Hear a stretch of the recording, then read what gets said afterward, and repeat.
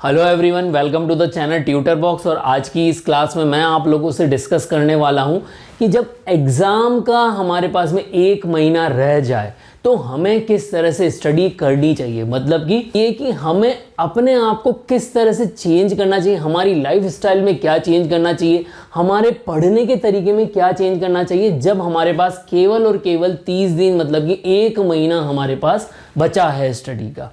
तो आइए देखते हैं, इसी में हम डिस्कस करेंगे जो भी हमको अपने स्टडी में चेंजेस करने हैं, उनको वो सारे पॉइंट हम डिस्कस करने वाले हैं। तो लास्ट का जब 1 मंथ बचा है तो हमारा ऑलमोस्ट सारा कोर्स हो चुका होता है, हमें रिवीजन ही करना होता है। जनरली मैं ये मान के चल रहा हूँ कि आपको रिवीजन ही करना है।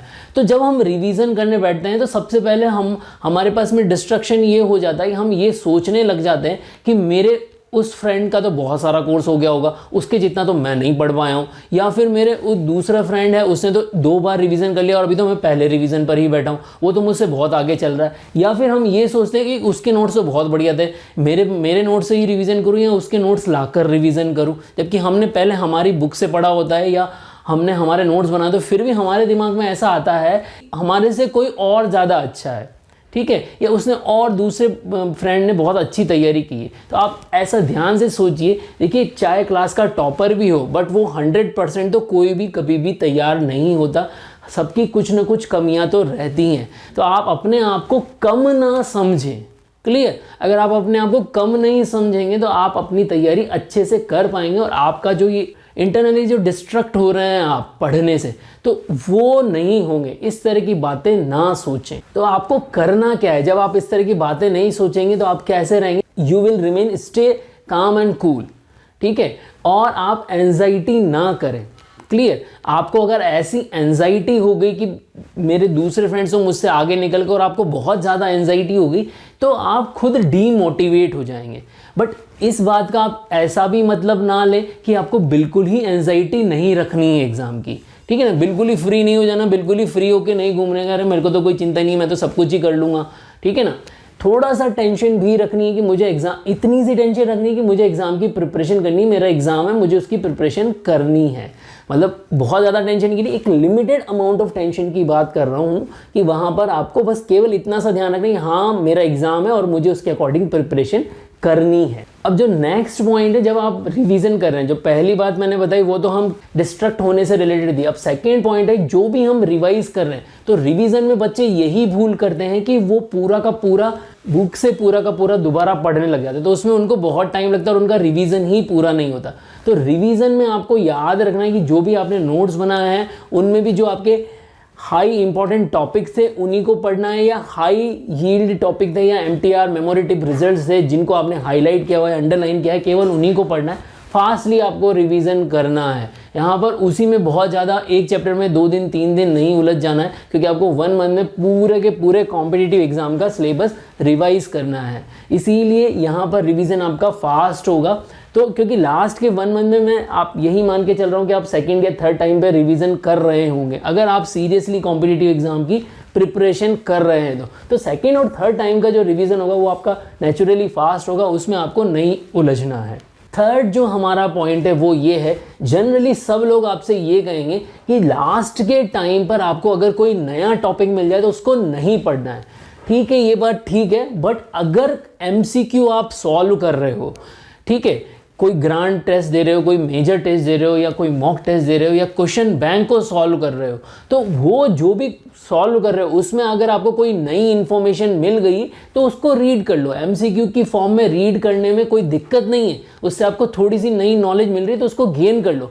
ये बात अलग है कि उसकी बहुत डीप में नहीं जाना, या अगर कोई नया क्वेश्चन आया तो उसका कोई नया कंसेप्ट है तो आपने उसमें 1 या 2 दिन लगा दिए उसी को पढ़ने में, तो आपके 2 दिन चले गए। यहाँ मेरा कहने का मतलब ये है कि कोई भी नया अगर टॉपिक आया है तो उसको थोड़ा सा सुपरफिशियली देख लो, ताकि अगर कहीं उससे रिलेटेड क्वेश्चन आ जाए तो आप उसको सॉल्व करने की कोशिश कर सको या सॉल्व कर दो।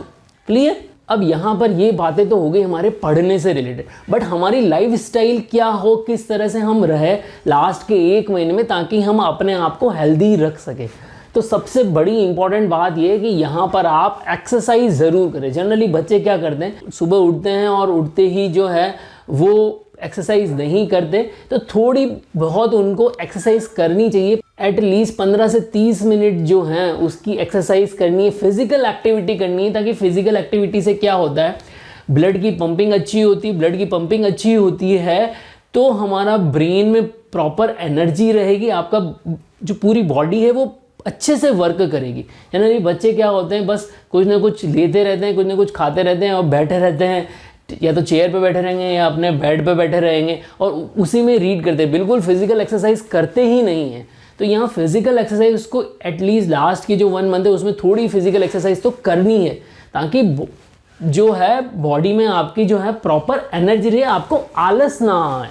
ठीक है, एक्सरसाइज के अलावा जो नेक्स्ट इंपॉर्टेंट ध्यान रखना है आपको जो ईट करना है, खाना खाना है, वो अच्छा खाना खाना है, हेल्दी और न्यूट्रिशियस फूड खाना है। यहाँ पर आप लोगों को ऐसा फूड नहीं लेना है जो आपके अंदर आलस पैदा करे। कैसा फूड जो है वो आलस पैदा करेगा बॉडी में, जितना आप फैटी फूड लेंगे, जितना आप पिज़्ज़ा, बर्गर और जितने भी फास्ट फूड वाले आइटम लेंगे, वो सब आपके अंदर क्या करेगा, आपके अंदर फैट इंक्रीज करेगा, और जितना फैट आपका इंक्रीज होगा उतने ज़्यादा आलस आपको आएंगे और पढ़ते पढ़ते आपको नींद आ जाएगी।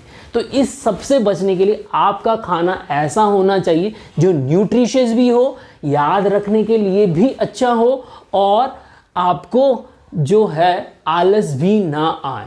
क्लियर? तो खाने की जो हैबिट है उनको भी आपको अच्छे से इम्प्रूव करना है।